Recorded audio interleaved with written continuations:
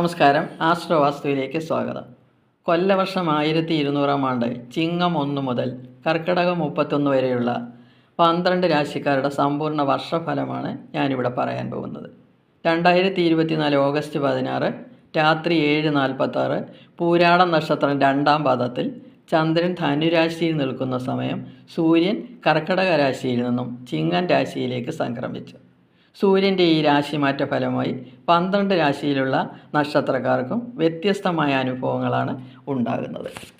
ഈ മാറ്റം എങ്ങനെയാണെന്ന് നമ്മൾക്കൊന്ന് പരിശോധിക്കാം.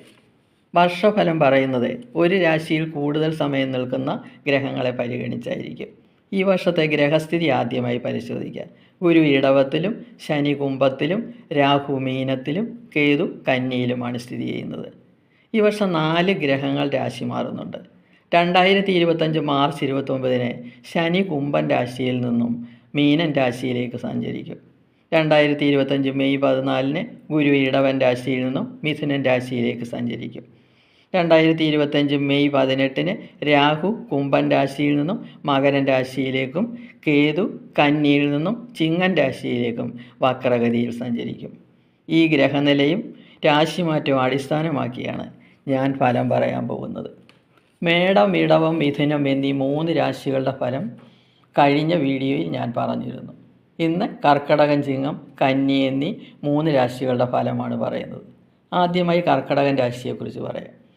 പുണർതം, കാൽ, പൂയം, ആയില്യം എന്നീ നക്ഷത്രങ്ങൾ ചേർന്ന കർക്കിടകൻ രാശിക്കാർക്ക് ശനി 8-ലും 9-ലും ഗുരു 11-ലും 12-ലും രാഹു 9-ലും 8-ലുമായി സഞ്ചരിക്കുന്ന കാലമാണിത്. ഈ വർഷം ഇവർക്ക് വളരെ അനുകൂലമായ ഫലങ്ങളാണ് കിട്ടുന്നത്.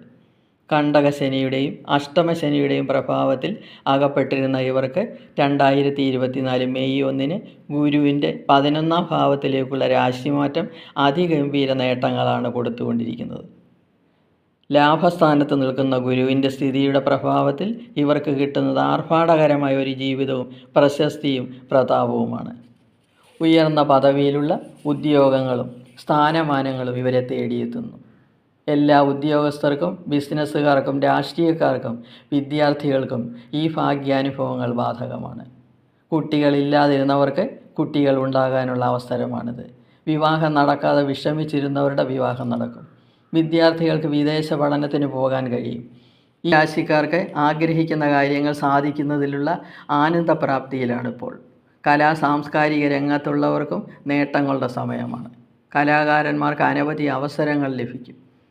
മെയ് മാസത്തിന് മുമ്പ് തന്നെ ഇവർക്ക് അപ്രതീക്ഷിത പുരസ്കാരങ്ങളും പ്രശംസകളും ഇവരെ തേടിയെത്തും.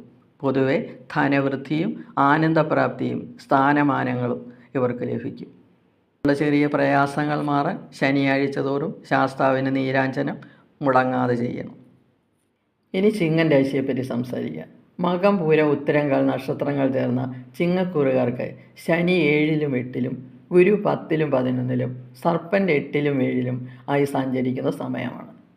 സുഖദുഃഖ സമ്മിശ്രമായ ഫലമാണ് ഇവർക്ക് കിട്ടുന്നത്. നേട്ടങ്ങൾ കൂടുതലായിരിക്കും. കർമ്മരംഗത്ത് വലിയ പദവികൾ ലഭിക്കും. പക്ഷേ പ്രവർത്തന സ്ഥലത്ത് സുഖകരമായ ഒരു അന്തരീക്ഷം ഉണ്ടാകണമെന്നില്ല. അത് നമ്മൾ തന്നെ ഉണ്ടാക്കണം. മേലധികാരികളോട് വളരെ രമ്യതയിൽ പെരുമാറുക. സഹപ്രവർത്തകരെ നയത്തിൽ കൊണ്ടുപോകാൻ ശ്രമിക്കുക.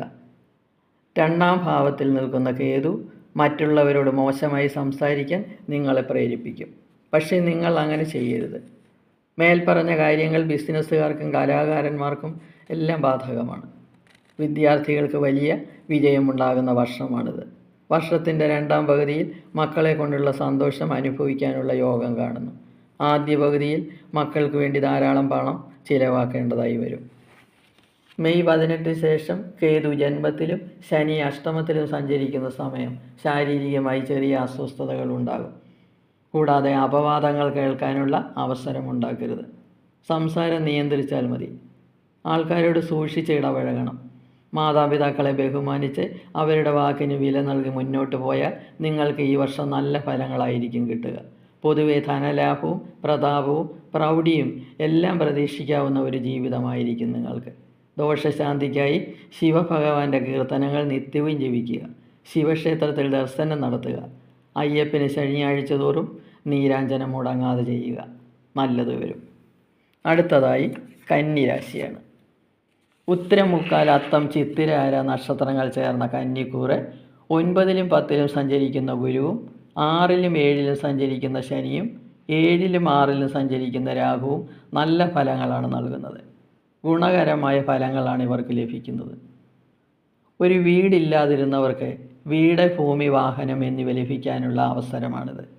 വിദേശത്തെ ഉദ്യോഗത്തിന് ശ്രമിക്കുന്നവർക്ക് അത് ലഭിക്കാൻ യോഗമുണ്ട്. വിസ തടസ്സങ്ങളെല്ലാം മാറിക്കിട്ടും. വിദേശ ബിസിനസ്സുകാർക്കും വലിയ നേട്ടങ്ങളാണ് ഉണ്ടാകുന്നത്. ബിസിനസ്സുകാർക്ക് പുതിയ ബിസിനസ്സുകൾ വിദേശത്ത് തുടങ്ങാൻ പറ്റിയ സമയമാണ്. ഉദ്യോഗസ്ഥർക്കും കലാകാരന്മാർക്കും രാഷ്ട്രീയക്കാർക്കും നേട്ടങ്ങളുള്ള സമയം തന്നെയാണ്. കലാകാരന്മാർക്ക് നല്ല അവസരങ്ങൾ കിട്ടും. കന്നിക്കൂറുകാരുടെ കഷ്ടകാലം മാറി നിൽക്കുന്ന സമയമാണ്. ഈ സമയം നോക്കി നിങ്ങൾ ഓരോ കാര്യങ്ങൾ ആരംഭിക്കണം. അത് നിങ്ങൾക്ക് വിജയമായിരിക്കും. മാതാപിതാക്കൾക്ക് മക്കളെ കൊണ്ട് വളരെ സന്തോഷമുണ്ടാകുന്ന സമയമാണ്. മക്കൾക്ക് ഉയർന്ന ഉദ്യോഗങ്ങൾ ലഭിക്കും. മത്സര പരീക്ഷയിൽ റാങ്ക് ലഭിക്കും. സ്കോളർഷിപ്പുകൾ ലഭിക്കും. പക്ഷേ 7ാം ഭാവത്തിൽ നിൽക്കുന്ന രാഹുവിനെ സൂക്ഷിക്കണം. കുടുംബത്തിൽ വഴക്കുണ്ടാക്കുന്ന സ്വഭാവമാണ് രാഹുവിന്. അത് മനസ്സിലാക്കി വേണം ദമ്പതികൾ മുന്നോട്ട് പോകാൻ. 9ലെ ഗുരു എല്ലാത്തിനും പരിഹാരമുണ്ടാക്കും. പൊതുവെ ധനലാഭവും പുത്രസുഖവും ഗ്രഹയോഗവുമാണ് ഫലം. മനഃശാന്തിക്കായി മാസം തോറും ആയില്യ പൂജ നടത്തണം. മഹാവിഷ്ണു ക്ഷേത്രത്തിൽ ദർശനവും നടത്തണം. മുകളിൽ ഞാൻ സംസാരിച്ചത് കർക്കടകം, ചിങ്ങം, കന്നി എന്നീ രാശികളുടെ വർഷഫലമാണ്. മറ്റുള്ള രാശിക്കാരുടെ വർഷഫലം പറയാൻ അടുത്ത വീഡിയോയുമായി വരാം. എല്ലാവർക്കും നന്മകൾ നേർന്നുകൊണ്ട് നിർത്തുന്നു. വീഡിയോ ഇഷ്ടപ്പെട്ടെങ്കിൽ സബ്സ്ക്രൈബ് ചെയ്യുക.